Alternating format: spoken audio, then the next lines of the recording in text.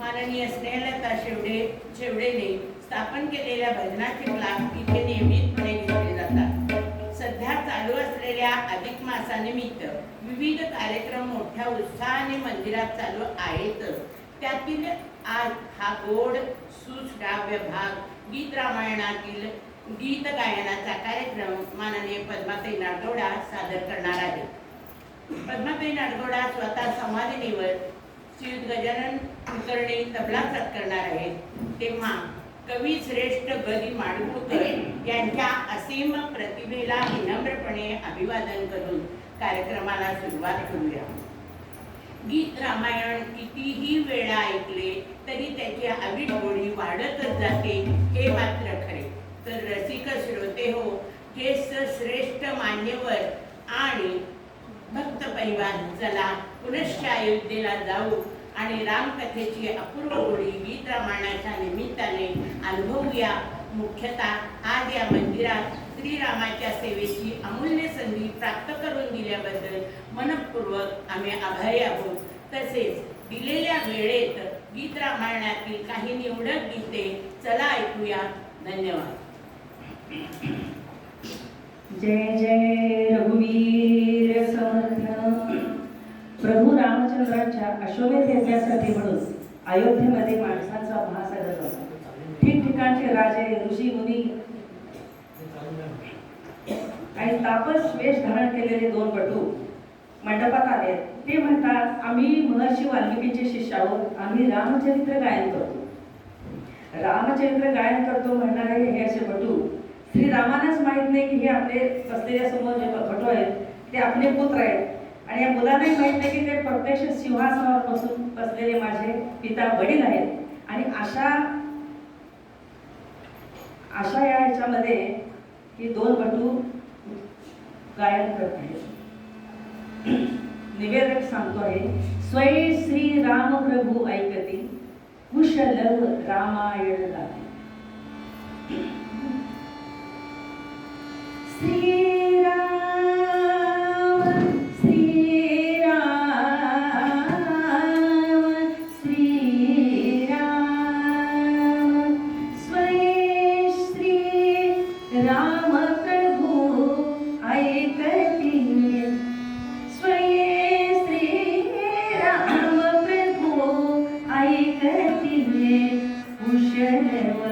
रामायण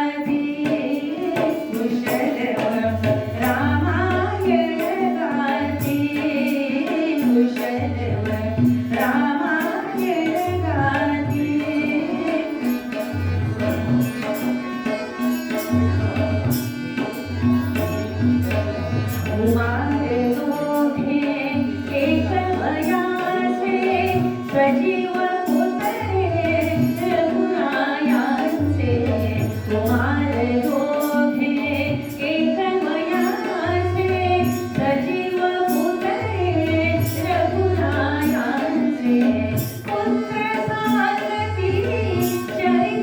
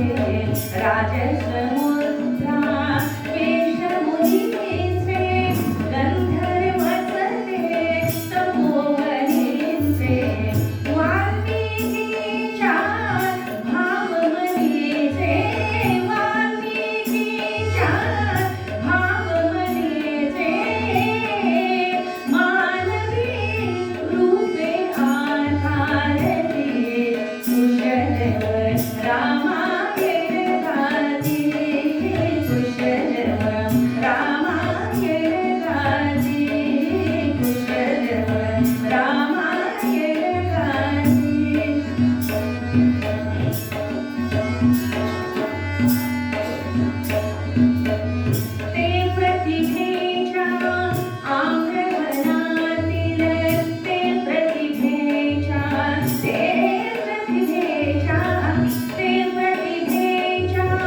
आम्रवनातील वसंत वैभव गाते कोकिल बालस्वरानी करुणी जिरविर बालस्वरानी करुणी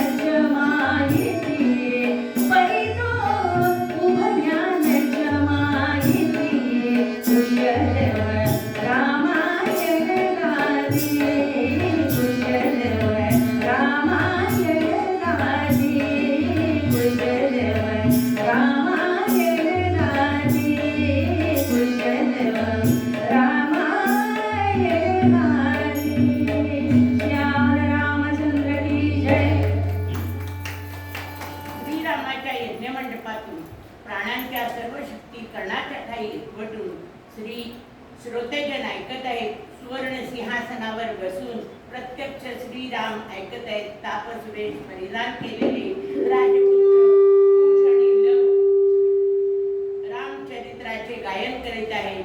शरयू तीरावरी अयोध्या मनोज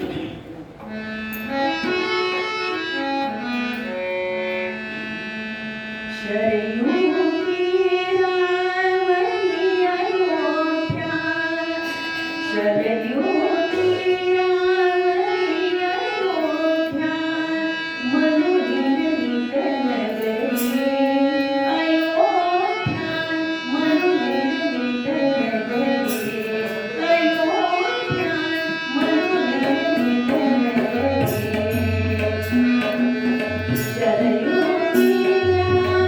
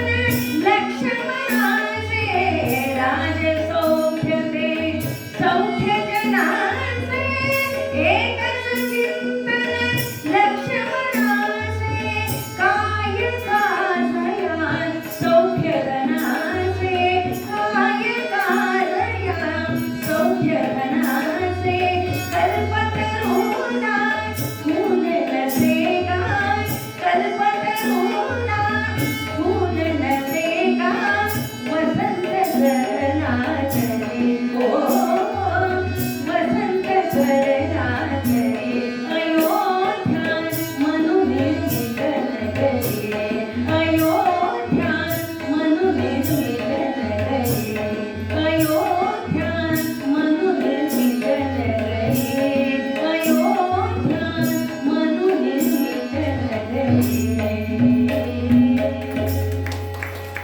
श्याम रामचंद्र की जय.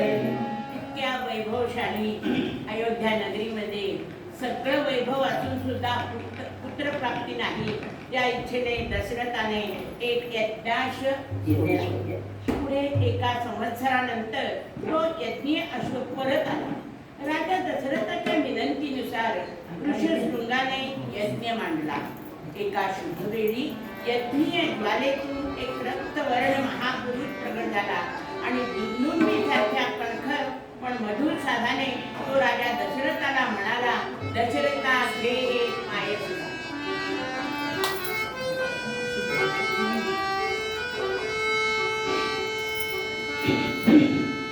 दशरथा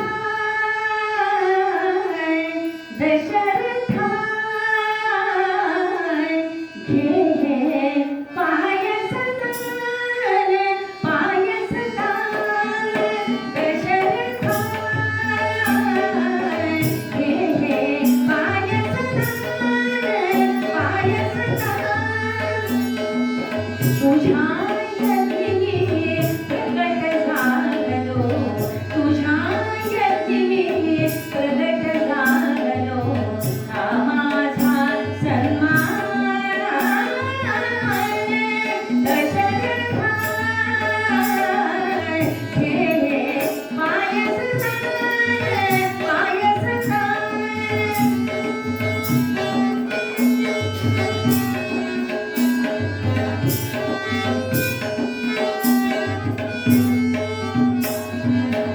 तव यज्ञाची होय सांगताय, तव यज्ञाची होय सांगताय. तृप्त झाल्या सर्व देवता, तृप्त झाल्या सर्व देवता. प्रसन्न झाले कृपा तुझ्यावर, प्रसन्न झाले कृपा तुझ्यावर. श्री विष्णू भगवान. दशरथा घे पायस दान, पायस दान. दशरथा घे पायस दान, पायस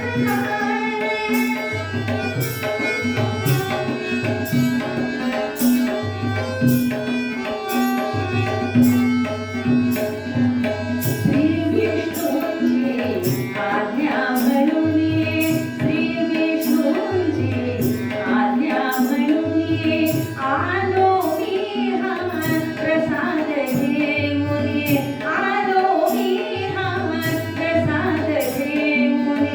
या दानाचे या दानाहून, या दानाचे या दानाहून अन्य नसे उपमा. दशरथा घे पायस दान, पायस दान.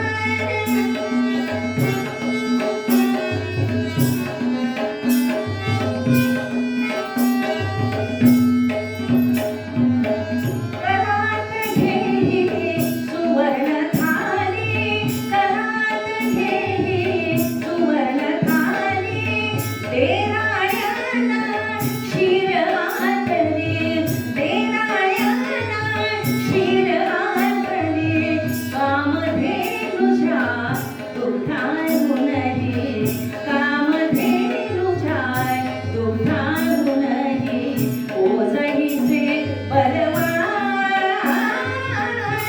दशरथा घे पायस दान, पायस दान. दशरथा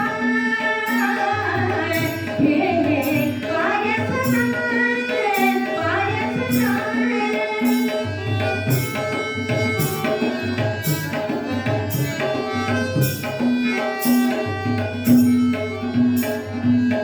राण्या करतील पायस भक्षण, राण्या करतील पायस भक्षण, उदरी होईल वंशारोपण, उदरी होईल वंशारोपण, त्यांच्या पोटी जन्मा येतील, त्यांच्या पोटी जन्मा येतील, युवते चार महान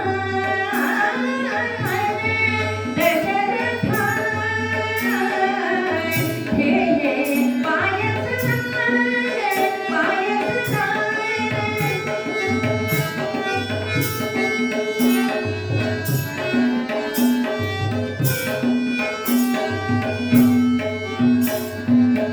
प्रसवतील त्या तीनही देवी, प्रसवतील त्या तीनही देवी, श्री विष्णूंचे अंश मानवी, श्री विष्णूंचे अंश मानवी, धन्य दशरथाय तुला लाभला, धन्य दशरथाय तुला लाभला, देव विद्याचा माया दशरथा, हे पायस दान, पायस दान, दशरथा, हे पायस दान, पायस दान.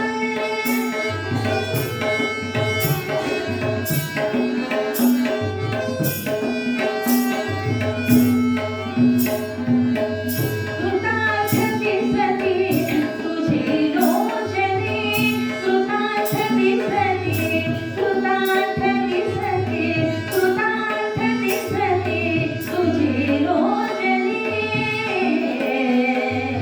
आ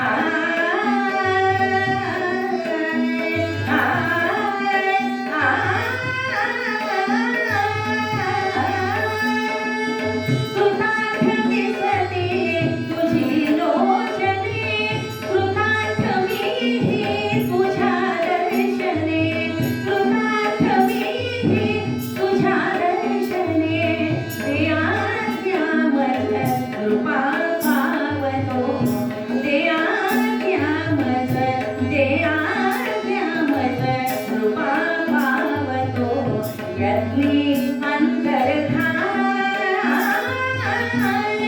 दशरथा, हे पायस दान, पायस दान, दशरथा, हे पायस दान, पायस दान. तुझ्या यज्ञी प्रकट झालो, तुझ्या यज्ञी प्रकट झालो, हा माझा सन्मान दशरथा, हे पायस दान, पायस दान, दशरथा, दशरथा, दशरथा.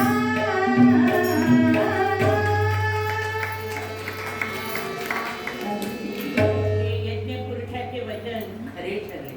त्या पायसाच्या सेवनाने दशरथाच्या तिन्ही राण्या गर्भवती झाल्या, यथाखाली त्या प्रसूत झाल्या.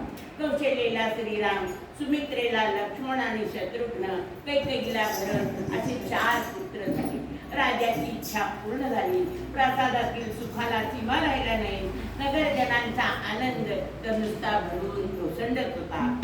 श्रीरामाधिक भावंडे रांगू लागली, तरी ही अयोध्येतील स्त्रिया श्रीराम जन्माचे आनंद गीत गातच होत्या, पुन्हा पुन्हा गातच होत्या, गातच होत्या. राम जन्म लाग श्रीराम.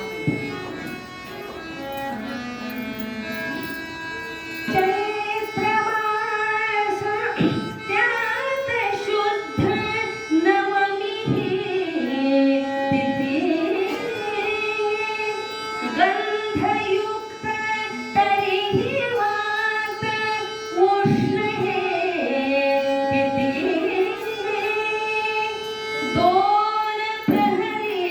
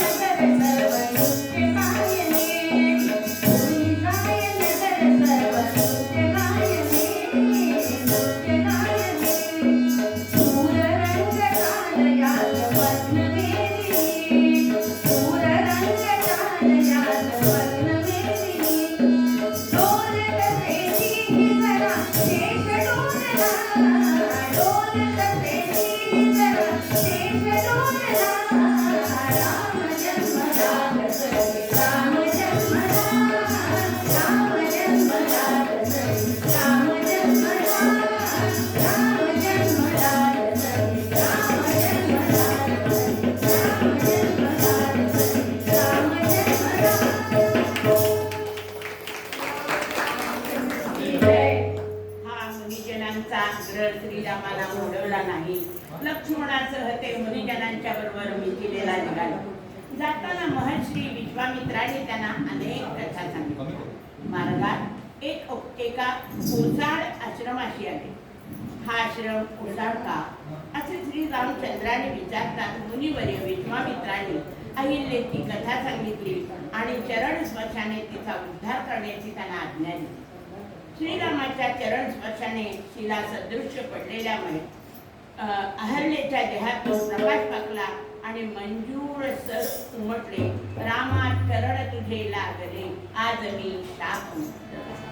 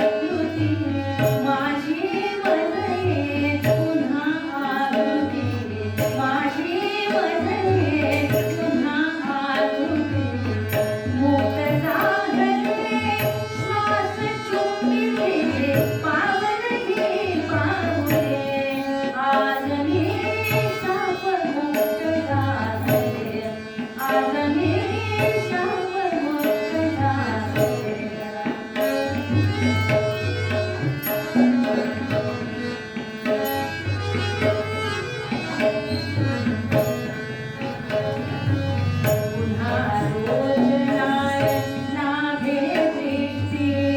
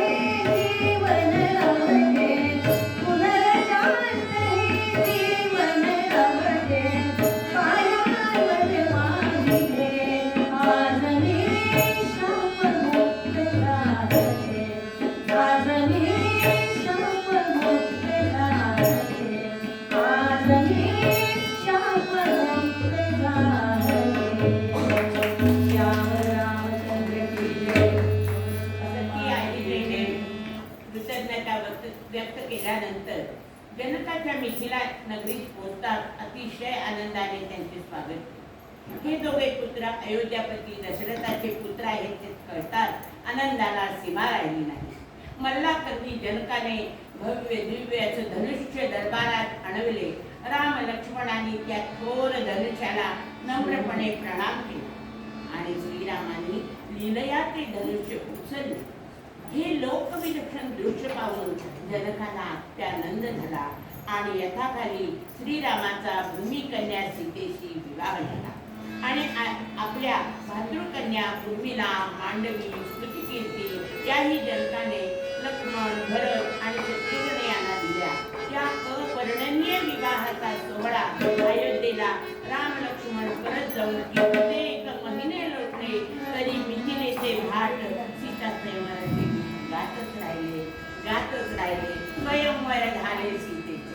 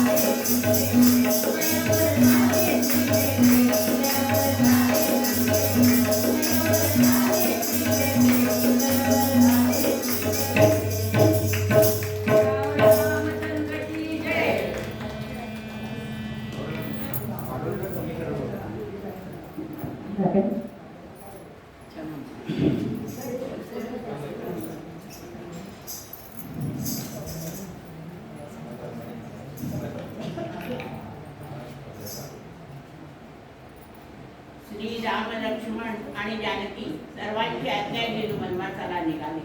सुमंत मंत्री त्यांच्या रथात बसला. अयोध्यावासी प्रजाजनांच्या दुःखाला वाचा फुटली. रथ आक्रमू लागला. श्रीराम गंगातीरी शृंगवेरपुरास आले. निषाधिपती गुहाने नौका सिद्ध केली. श्रीराम सीता लक्ष्मणासह नौकेत चढली. नावाडी वल्लवू लागले. गुहासह नावाडी गाऊ लागली. नकोच नौके परत फिरून नकोच गंगे पूर भरून. श्रीरामाचे नाम म्हणूया श्रीरामाला फार नकोस नव्हते परत फिरू ग, नकोस गंगे ऊर भरू. नकोस नव्हते परत फिरू ग, नकोस गंगे ऊर भरू. श्रीरामाचे नाम गातया, श्रीरामाला पार करू. जय गंगे जय भागीरथी, जय जय राम राम हरी. जय गंगे जय भागीरथी, जय जय राम राम हरी. जय जय राम.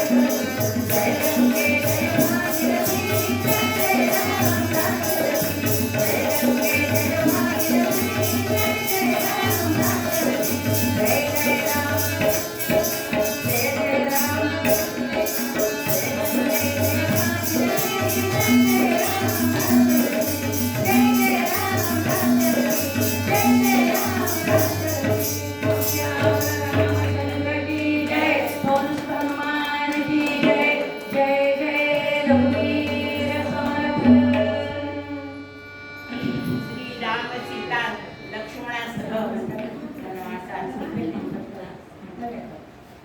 एखादं म्हणणार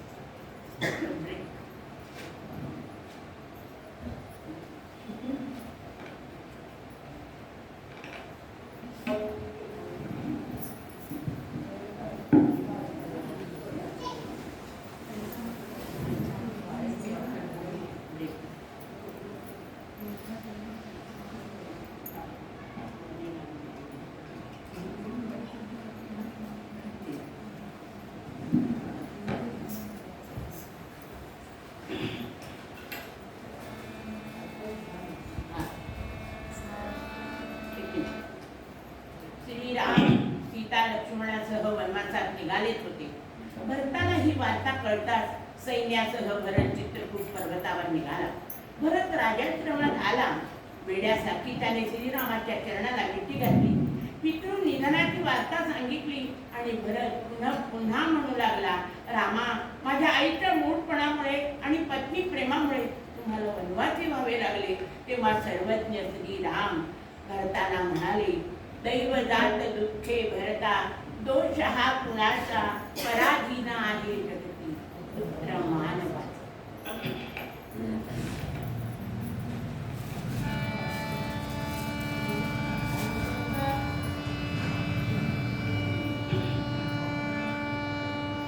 दैव जात दुःखे भरता, दैव जात दुःखे भरता, दोष ना कुणाचा,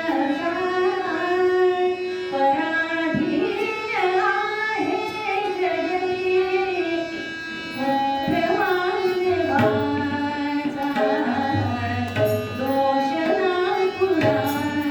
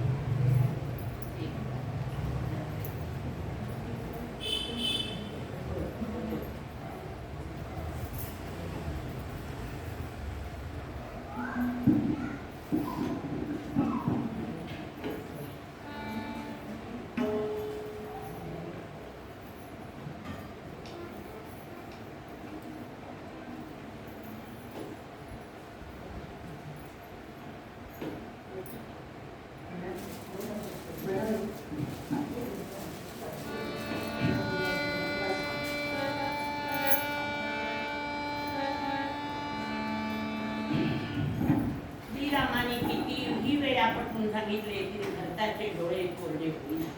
तो पुन्हा श्रीरामाला आग्रह करीत होता, तुम्ही परत चला, राज्याभिषेक करून घ्या. भरताप्रमाणे भरताबरोबर आलेल्या ऋषीजनाने पुष्कळ आग्रह केला, पण श्रीरामाने नम्रपणे नकारच केला. ते म्हणाले, भरता, पित्राज्ञेने मला वनमान आणि तुला सिंहासन मिळाले. तू परत जा आणि अयोध्येचे राज्य कर. हेच धर्म आणि उचित आहे. श्रीरामाच्या उत्तराने निराश झालेला भरत गैवरला आणि श्रीरामाच्या पादुकांना स्पर्श करून करुणाने स्वरात म्हणाला, मला तुमच्या पादुका द्या. भरताने काकुतीने मागितलेले हे दान श्रीराम नाकारू शकले नाही. त्याने आपल्या पादुका भरताला दिल्या आणि भरताने निर्वत त्या अयोध्येला आणल्या. पुन्हा त्यांच्या लंकाधिपती भरताने काकुतीने मागितलेले दान श्रीराम नाकारू शकले नाही. सुवर्णमंडित पादुका भरताने मिळवत अयोध्येला नेल्या आणि पादुकांचा राज्याभिषेक करवला आणि स्वतः राज्यकारभार पाहू लागला. इकडे श्रीरामाने चित्रकूट पर्वत सोडला. 10 वर्षानंतर श्रीराम गोदावरी तटावर आले. पंचवटीत आले आणि एकदा याच पर्णशाळेच्या कोट्यावर श्रीराम जानकी आली आणि ती लक्ष्मणासह वार्ता विनोद करीत असताना एक अद्भुत स्त्री त्या आश्रमाच्या अंगणात आली आणि श्रीरामाला न्याहाळू लागली. हलके हलके मंजूळ स्वरात ती बोलू लागली. रामाला म्हणू लागली, कोण तू, कुठला राजकुमार? पुन्हा त्याचा लंकाधिपती म्हणून शूर्पणखेने चेतविलेला दशानन रावण रामाची युद्ध करून सीता हरणाच्या उद्योगाला लागला. त्याने मारीचाचे सहाय्य मागितले. शेवटी काही कपट जमल्यास करावे म्हणून युक्ती काढली. त्याने मारीच्यास मृगरूप धारण करण्यास सांगितले आणि आपण यतीचा वेश धारण केला आणि पंचवटीत आले. मारीच्याने धारण केलेला अभूतपूर्व मृगरूप पाहून सीतेला खरोखरच अत्यंत मोह झाला. ती पर्णशाळेत आली आणि रामाला पुन्हा म्हणू लागली, तो रीता फुले मी जाता, सहज पाहिला जाता, माझा आणून द्यातो हरिना अयोध्याला.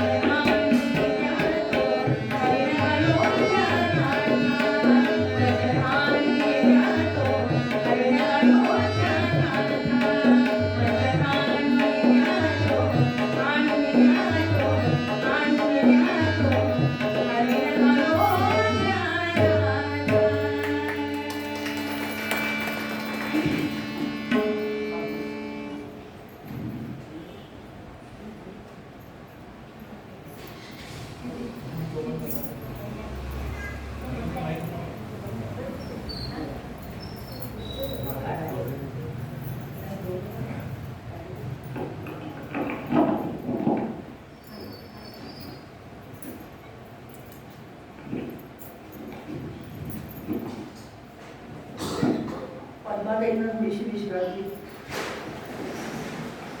रामाचं जे गाणं म्हणायचा प्रयत्न करते. कबीराचे विणतो शेले कौशल्यचा राम भाई, कौशल्यचा राम. कबीराचे विणतो शेले कौशल्यचा राम भाई, कौशल्यचा राम.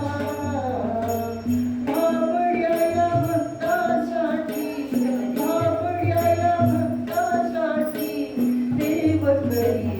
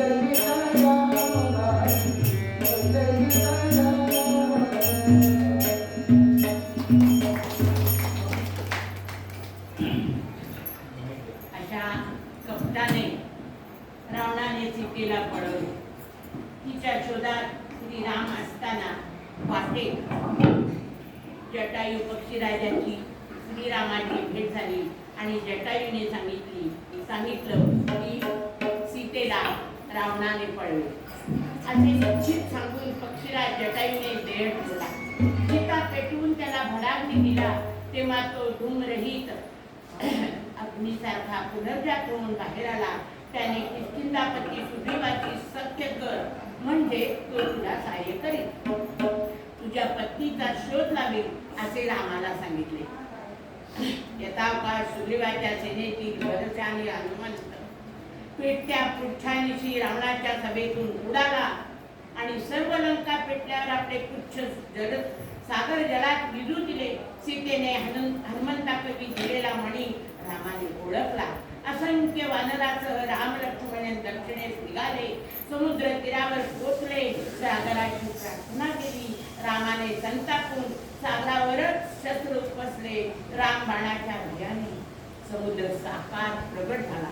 नम्रतापूर्वक म्हणाला, आपल्या सैन्यात नळ नामक एक वानर आहे, त्याच्याकडून तुम्ही सेतू बांधावा. श्रीरामाने नळाला आज्ञा दिली आणि उच्च रवाने गात वानर सेतू बांधू लागले. सेतू बांधारे सागरी, सेतू बांधारे सागरी. मनुष्याला तयार आहे.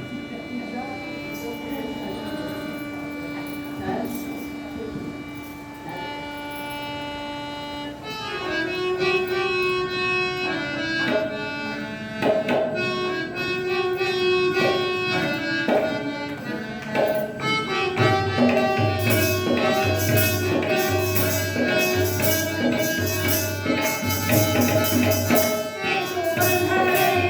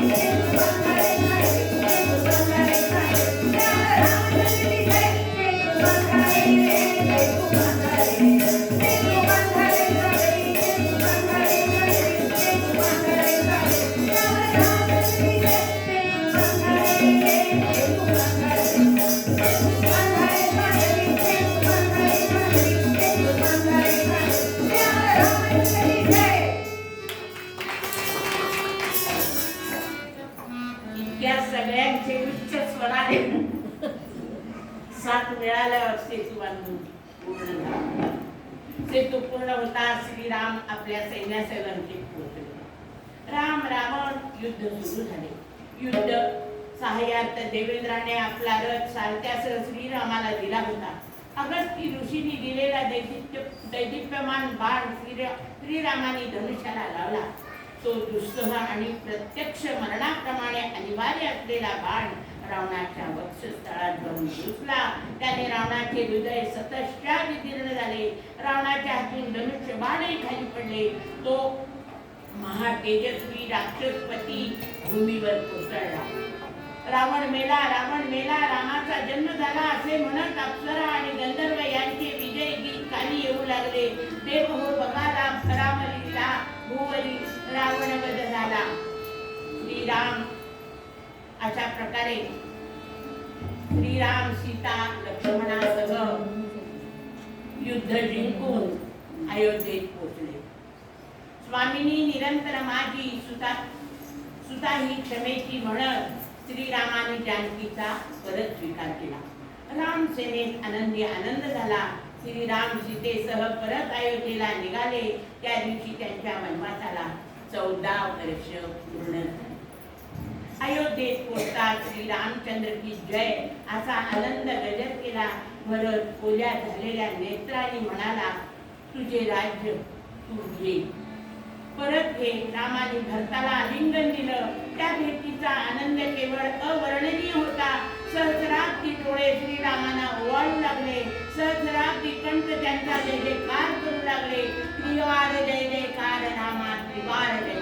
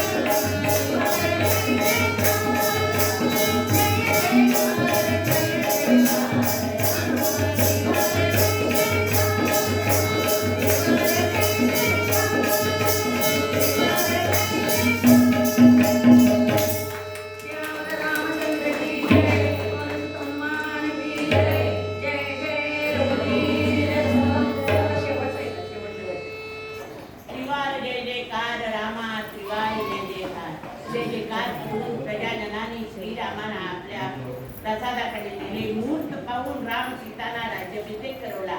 श्रीरामाने अप्तप्रक्रियांची यथेच्छित बोलवण केली. सुग्रीवाला पाचवा भाऊ मानले. विभीषणाला संख्य भूषणे प्रदान केली. लंकेत जाण्याविषयी आज्ञा केली.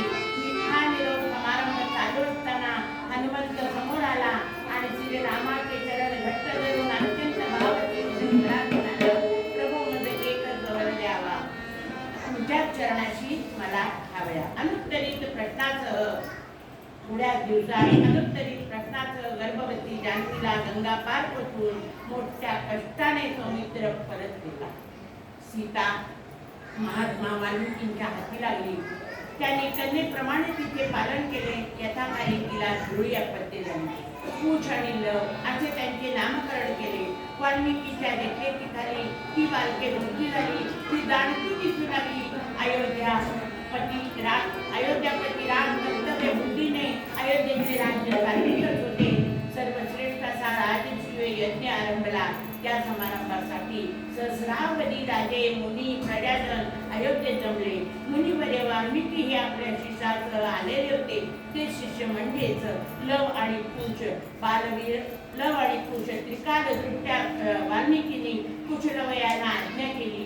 रघुरायाच्या नगरी जाऊन गा बाळानो श्रीरामायण.